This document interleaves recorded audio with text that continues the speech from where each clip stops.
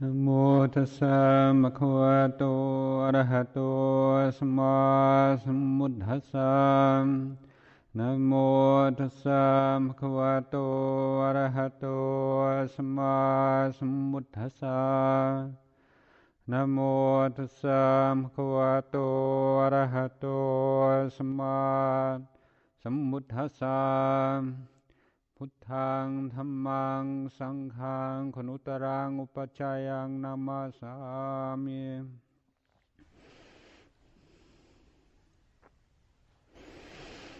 One of Luang Por Chah's most well-known teachings is that of letting go. And one of the key phrases that he used to explain what letting go means and how letting go is to be developed is that we should let go within action. This immediately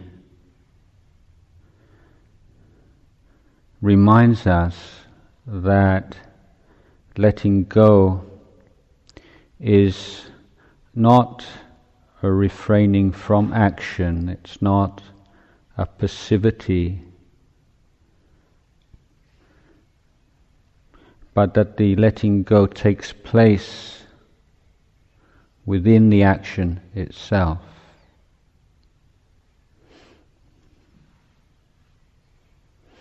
Sometimes, as monks and nuns in this tradition, forest tradition,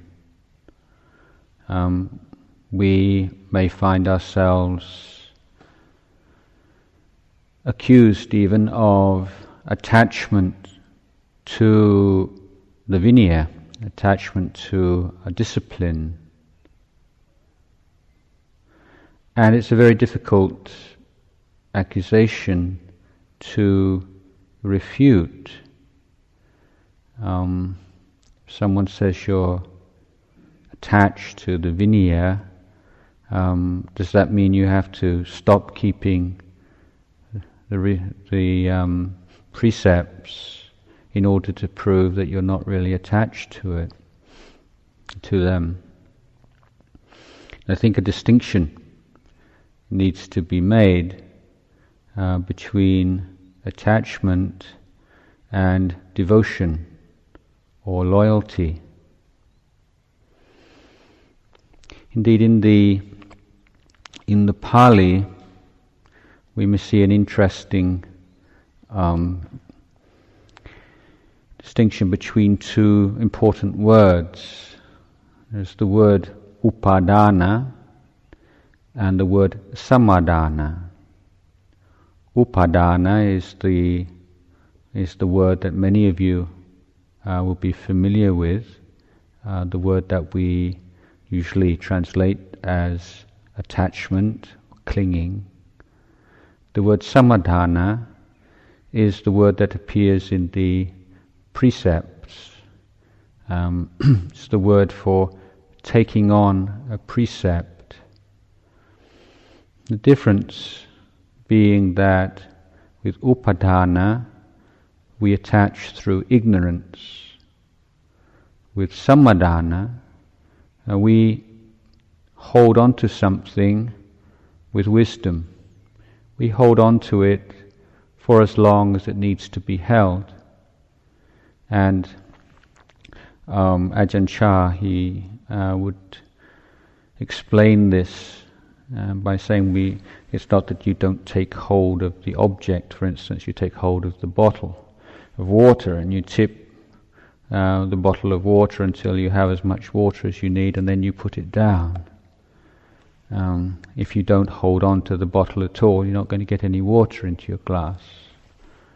And so samadhana is that taking up something, taking on, undertaking a precept or a practice with wisdom. Or having undertaken it, one relates to it with devotion and with loyalty. Letting go doesn't mean that we don't take on responsibilities, we don't take on practices, but we let go within those practices. So what exactly is it that we let go of? Well, we let go of the 5 khandhas. The 5 khandhas are the body, feelings, perceptions, thoughts, wholesome, unwholesome dhammas in the mind, sense, consciousness. So when we say we let go of those, it's a shorthand phrase, meaning letting go of the craving, clinging through ignorance to those things. So wherever we are, whoever we are, whatever practice we're undertaking, we're always dealing with these 5 khandhas, these 5 aggregates. We let go of our attachment to the physical body. Initially, that doesn't mean that we are negligent or that we don't take medicine when we get sick, but we are examining our minds and being careful not to identify with the physical body. The pressure upon us to do so is very strong, particularly present day. In previous eras, majority of people living in quite small communities, which not much opportunity for travel, particularly say in Thailand or even in the Western world before the Industrial Revolution. And the number of times when you would be confronted with an image of someone more attractive than you would be quite small. Whereas these days, particularly living in the world, everywhere you go you're bombarded with images of attractive people. Whether it's on billboards, on TV, magazines, newspapers, and you're constantly being tempted to compare yourself, compare your body with those bodies, and to feel discontented with your body. And of course, it's been the unfortunate lot of women throughout history to be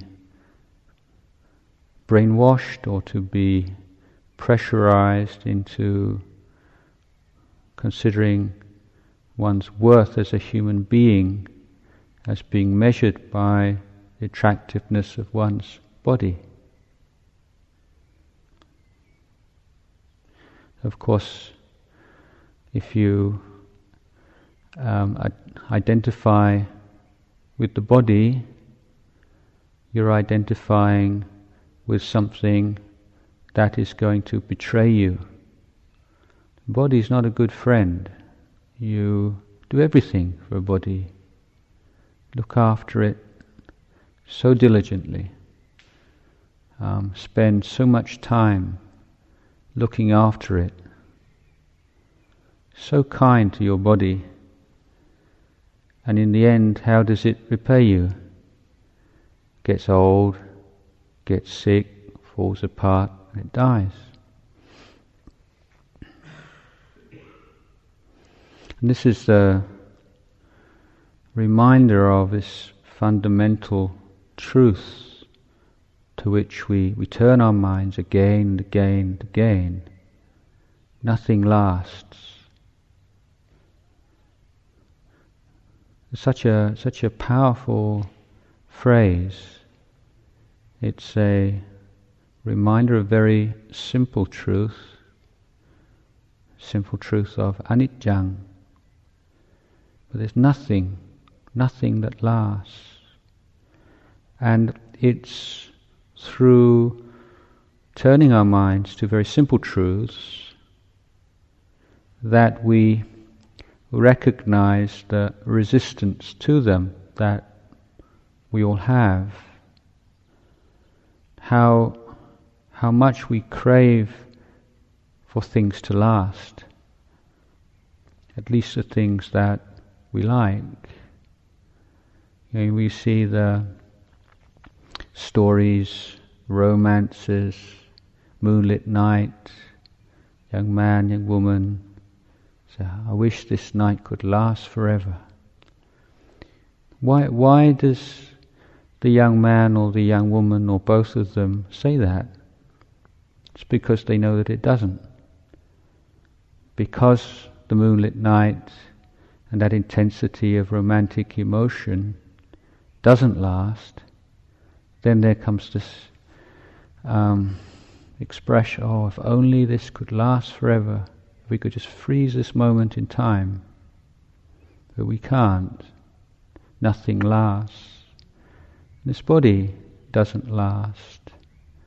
And so the more we invest our sense of dignity, self-worth, identity in the body, the more we are setting ourselves up for pain.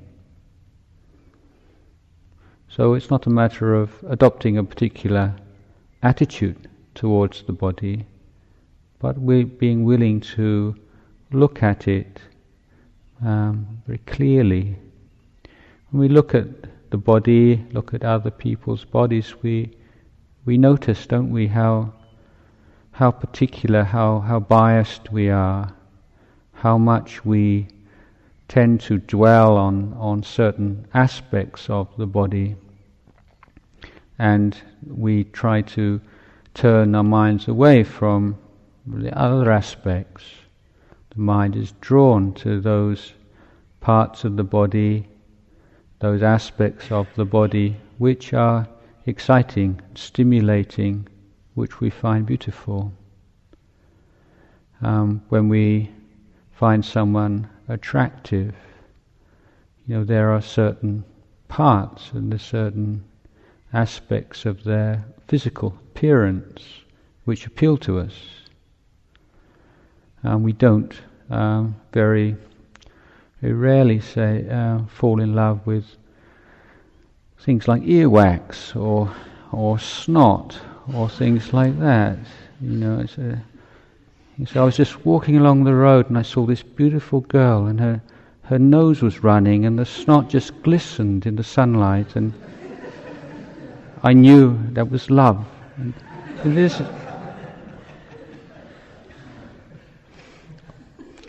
but snot and earwax and things like that are every bit, as much part of a body, as the hair, the breasts, the legs, the whatever that men and women find attractive in each other's bodies. So if when we look and we see, to what extent our appreciation of physical body is one-sided. So it's not saying, we should just be kind of miserable and sort of just look, everyone has got a dirty, disgusting bodies, but looking to see whether or not our appreciation of the body is one-sided. Because when it is one-sided, then it's dominated by ignorance. And wherever there is ignorance, there is craving. Wherever there's craving, there's attachment. Wherever there's attachment, there's suffering. So we're attached to body, and we try to find ways to recognize that attachment and to see the suffering inherent in the attachment.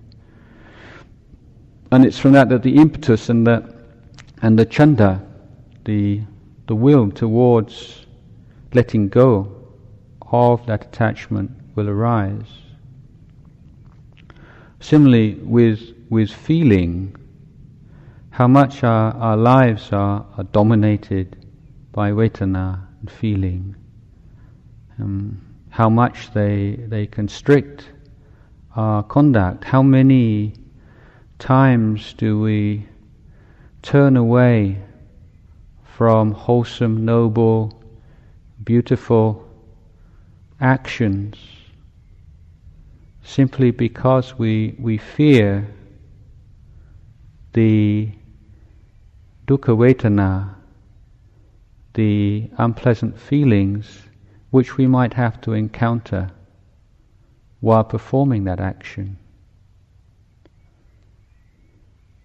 How often do we perform actions which in our heart of hearts we know are going to lead to pain, are foolish,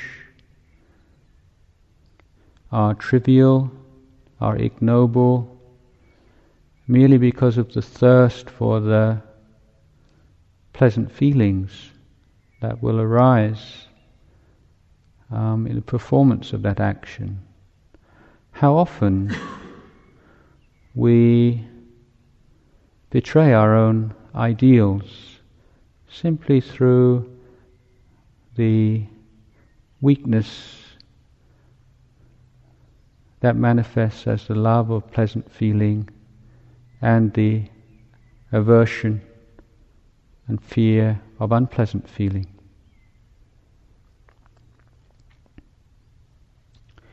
In modern society, probably one of the most underrated, forgotten virtues is that of patience, patient endurance. One of the advantages of wealth is taken to be the freedom that it gives from the necessity to put up with things that we don't like. Having everything at our fingertips, whenever we like it, as soon as we like it. And even as monastics, sometimes we say, "Oh, it was terrible, but at least got some kind of patient endurance from it." It's like it's kind of the booby prize, or they sort of like, if you don't get anything else from it, at least you got a bit of patient endurance. And it's not a virtue that people, anybody, even monastics these days, tend to exalt. And yet when we read the Avada Patimokkha, what is it the Buddha says? The Buddha says the patient endurance, khanti, is the supreme incinerator of defilements. So, logically speaking, if you're really sincerely intent on the complete eradication of defilement, then when someone acts in a really irritating way and you just have to be patient, then you should be extremely grateful to them because they're helping you to incinerate your defilements. And when you find yourself in the position of having to exercise patience. That doesn't mean that you're you're not practicing, or it's some kind of auxiliary practice, secondary practice. It's the heart of practice. But there is a point here that the true patience, khanti, is one in which there is no sense of time. If you're like gritting your teeth and how many more minutes and when's this going to be over, that's not really khanti. When there's khanti, there isn't that sense of time. It's the perfection of patience. There is that wonderful phrase of Luang Por Sumedho's, a peaceful coexistence with the unpleasant.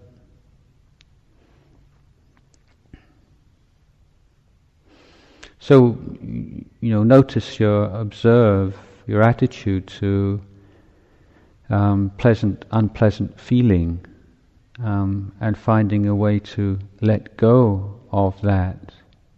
Although when we meditate, of course we intend and we aim towards peace, tranquility, clarity of mind.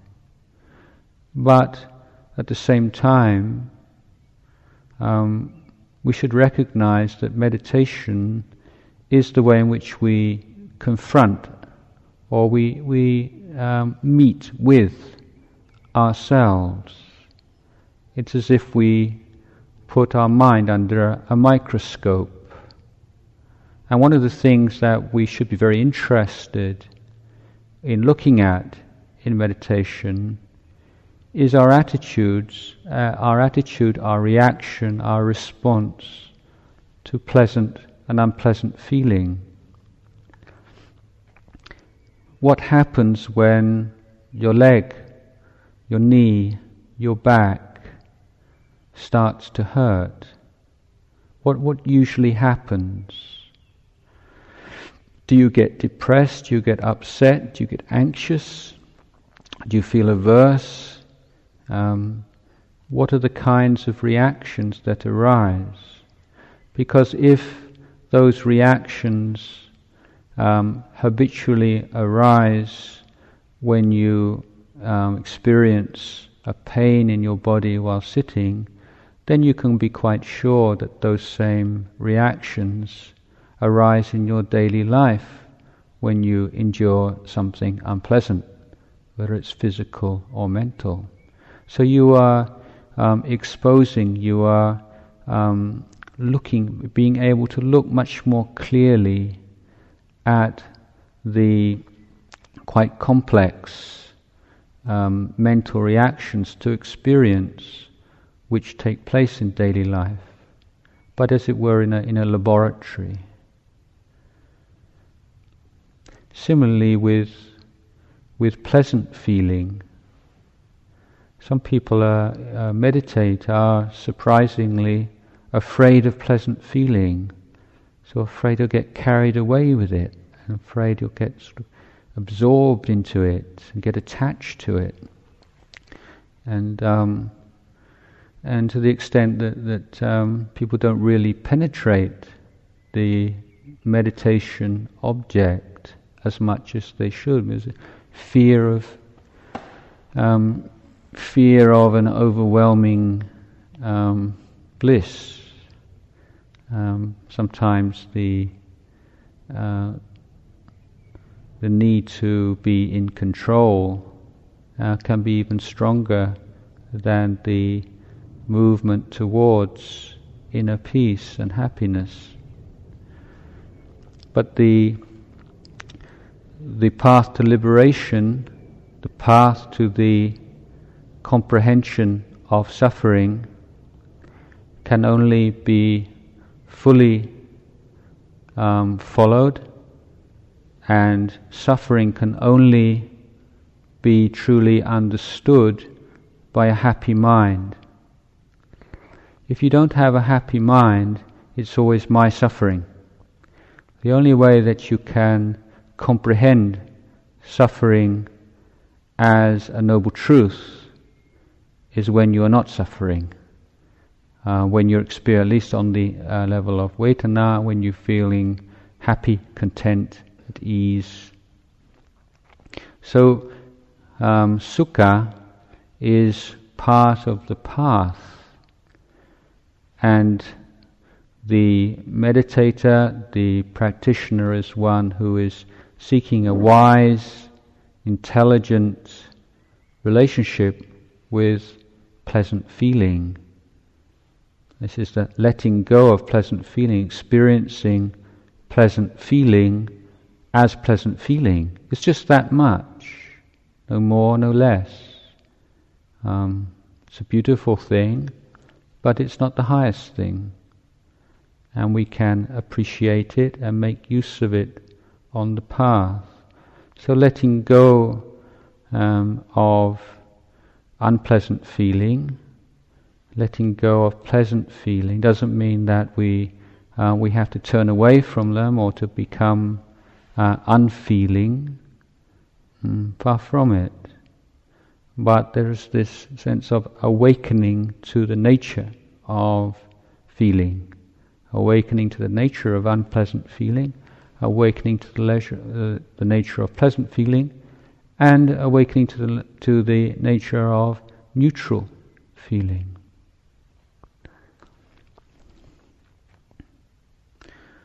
So for most of us, there's this constant discontent and unease in the mind because of a lack of clarity around feeling.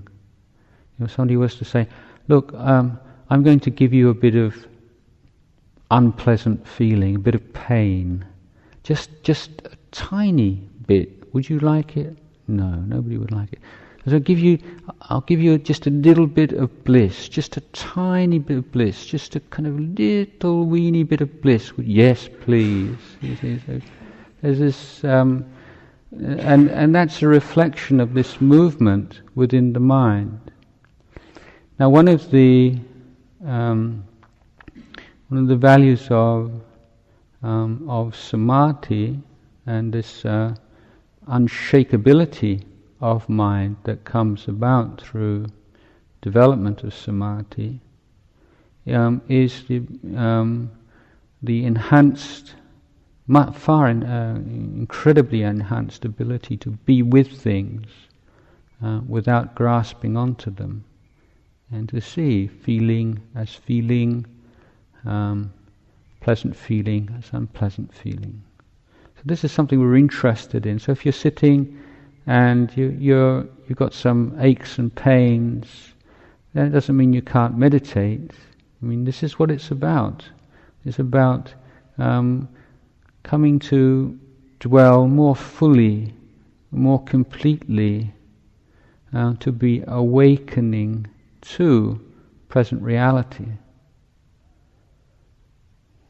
Learning to let go within feeling. When we let go of sanya, we all have memories, perceptions, but often we are the way that we conduct our lives is too conditioned by feelings, by perceptions. How we carry ideas about people, about situations, monasteries, and so on and so forth around with us, often unexamined.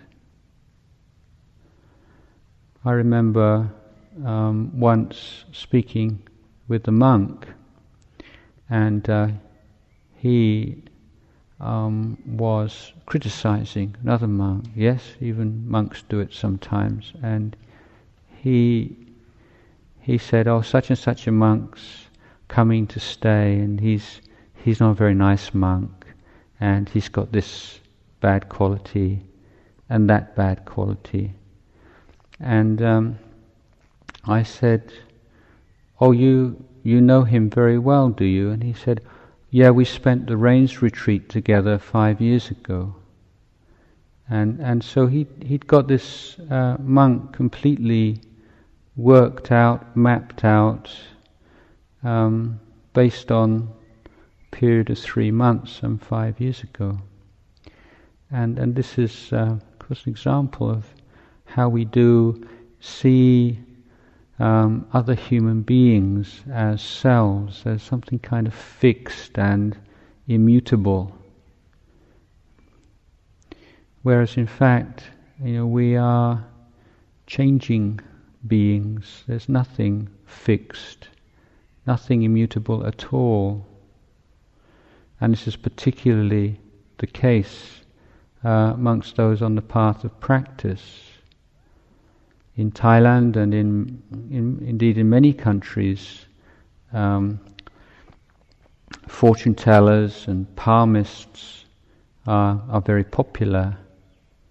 But a good palmist will refuse to look at the palm of someone who is meditating, practicing very hard. They say when someone starts to meditate, then like all bets are off, as it were. They're not confident that they can predict the future of someone.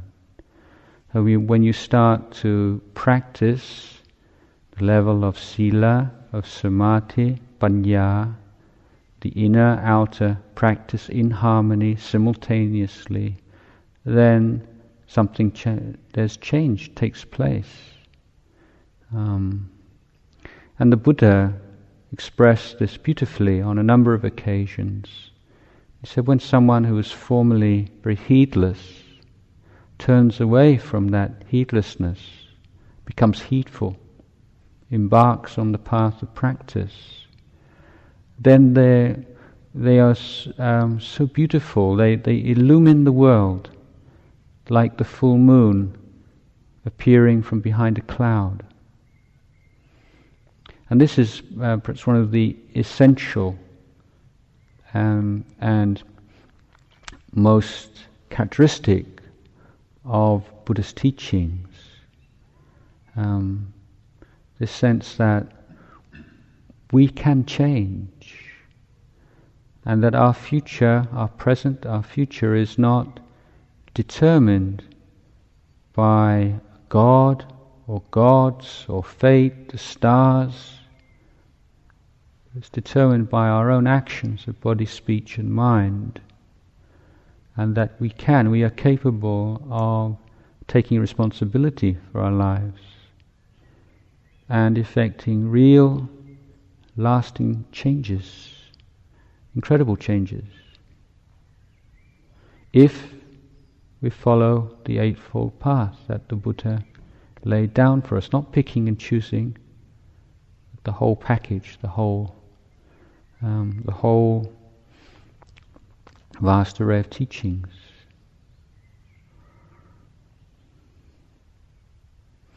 So recognizing to what extent we are limited by perceptions, memories, some people have perceptions of themselves as being hopeless, useless, inadequate, or perhaps of being very capable and brilliant, and so on. But these, in the end, they are perceptions, and it's just that moment. If you for a long time you bought into this idea of yourself being a certain kind of person, and you thought about it so much and dwelt about it so much that it becomes a self-evident truth. And then one day in meditation, suddenly see it's just a bubble.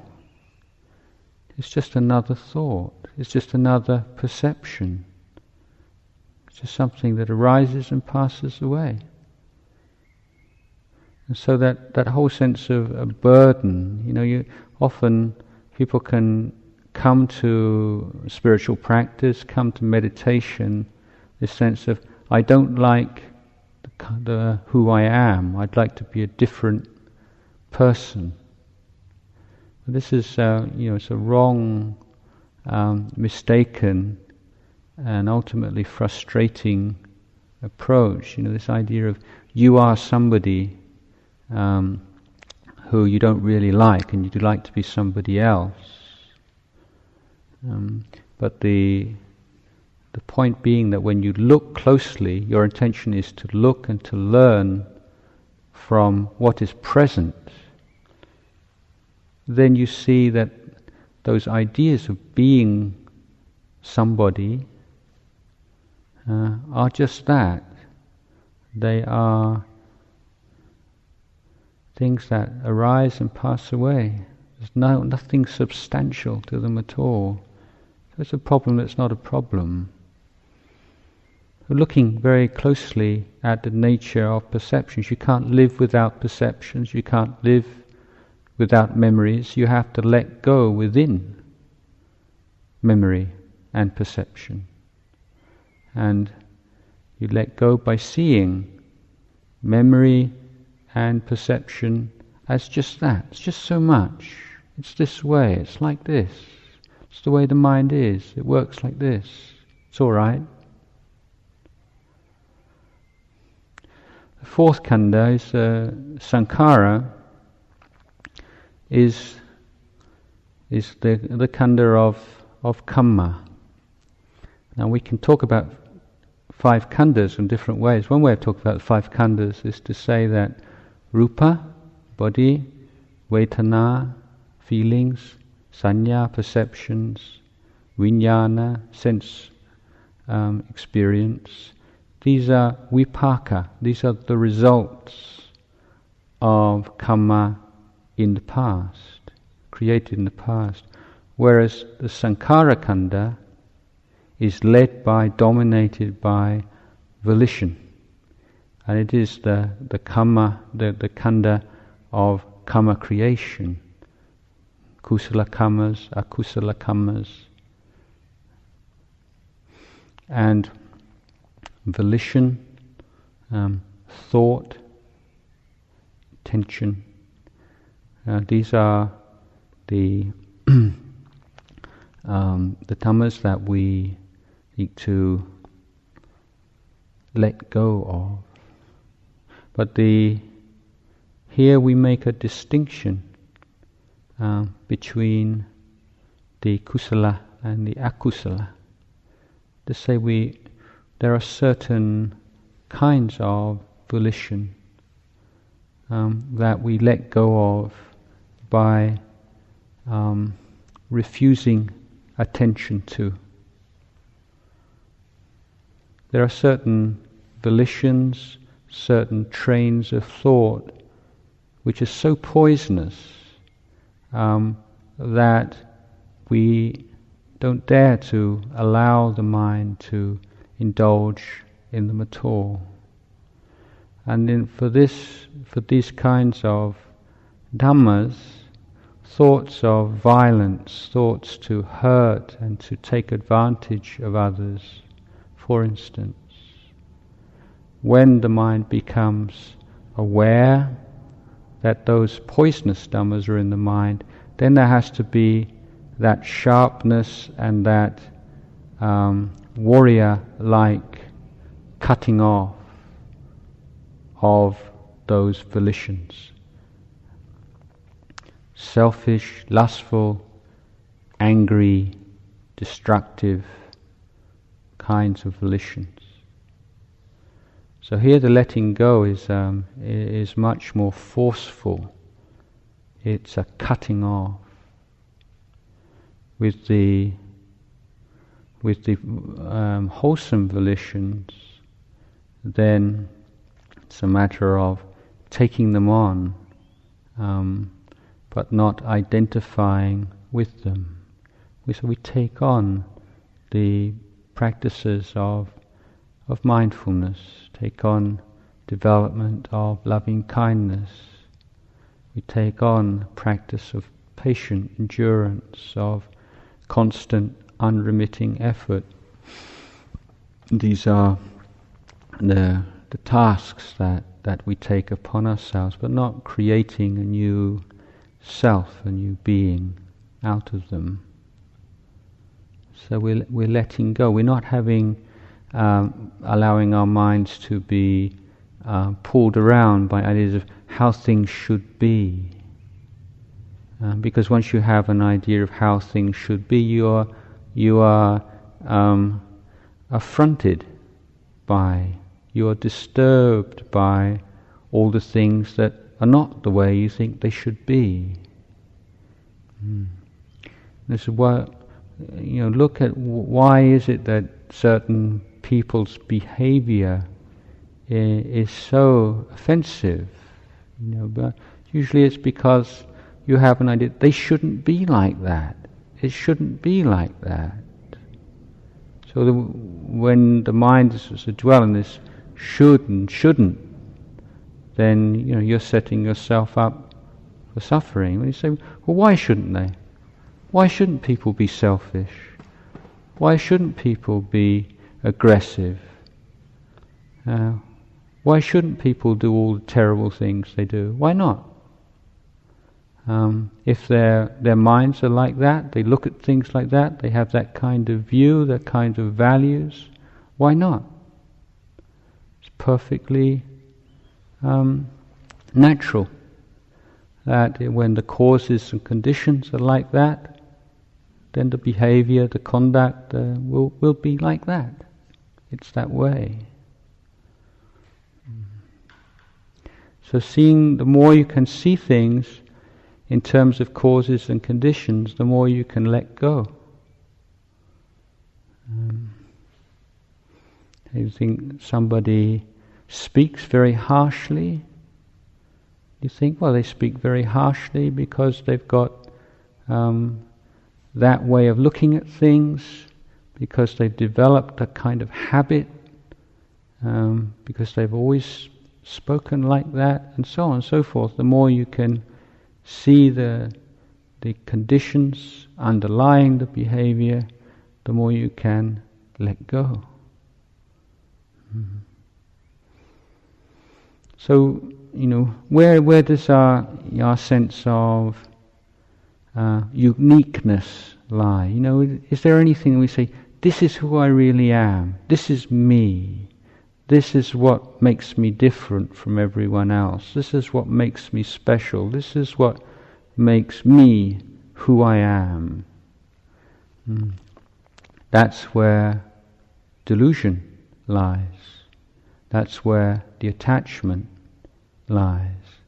And this need, this neurotic need to be different, to stand out from the crowd, or to submerge oneself into the shadows, these are all reactions to this basic need to create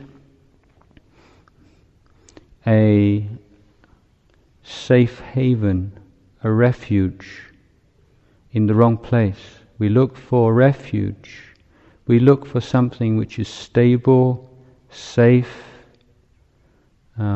permanent, happy, in that which is impermanent, unstable, doesn't last. So there's nothing wrong with the body, nothing wrong with feelings, perceptions, thoughts, seeing, hearing, tasting, all these things. These things are just this way. But it's when we demand, where we hope, where we crave for those things to provide that which they cannot provide. What we really desperately seek is permanence, happiness, stability, and those things can only be found in the freedom from attachments, from the penetration of the Four Noble Truths. So, in Freudian psychology, this idea of the religious, spiritual impulse, or a kind of a deformation or a transformation of sexual desires. Whereas, from the Buddhist point of view, we say all these strong sexual desires and lust and cravings and so on are just distortions of the deep human need, aspiration towards Nibbana. And so this is on the higher levels of practice, on the anagami level of practice, then sexual desire completely disappears, never to return. So it's not a matter of having like a healthy working relationship with defilements, but defilements are there, can only exist because we don't see things clearly, and because we don't recognize that within these five khandhas there is something within us that strives towards Nibbana, that feels pulled towards Nibbana, pulled towards letting go of all attachment to body, feelings, perceptions, thoughts, virtues and vices and sense experience. And through practice we are learning to be present to the present, alive, awake to the way things are, rather than the way that we think things are or the way we think things should be. But what's going on right now? What is this? What is this? What is this life? What is this present moment? What is this body? What are feelings? What are perceptions? What are thoughts? What are emotions? What are sense experiences through eyes, ears, nose, tongue, body? This questing mind, this searching mind, questioning. The Buddha didn't want us to believe in his teachings. It's not. This isn't a belief system. He's giving us tools to use to penetrate the nature of our lives and to align ourselves more and more clearly, more and more authentically with what is really going on here. So letting go and seeing just what a burden it is, how heavy it is, how limiting it is, how dark it is to be holding on to things, holding on to the body and feelings and all these things, and hoping and praying that they will give us something that they can't really provide us. The more we let go, the lighter we feel, the happier we feel. And to repeat that point again, it's through the happiness of letting go that the mind becomes brave enough, and the mind has the power to penetrate the way things are. The unhappy mind is weak, scattered, fragmented. Without that inner stability of concentration, the ability to let go of indulgence in thoughts of the past, thoughts of the future, in sanya and sankhara. It's only through that renunciation of very small, rather trivial, pleasant feelings that the mind can penetrate into that which is deeper and more profound. So I would like to share these reflections on Dhamma with you this evening. I've come here from Thailand, and I don't have very much to be able to offer you as a gift, but this is a small offering that I've received from my teacher and my practice, my understanding, and I hope that at least will be of some use to all of you in your practice. Thank you. Andamayam Dhamma Varagata Sadhu Karam Tathamase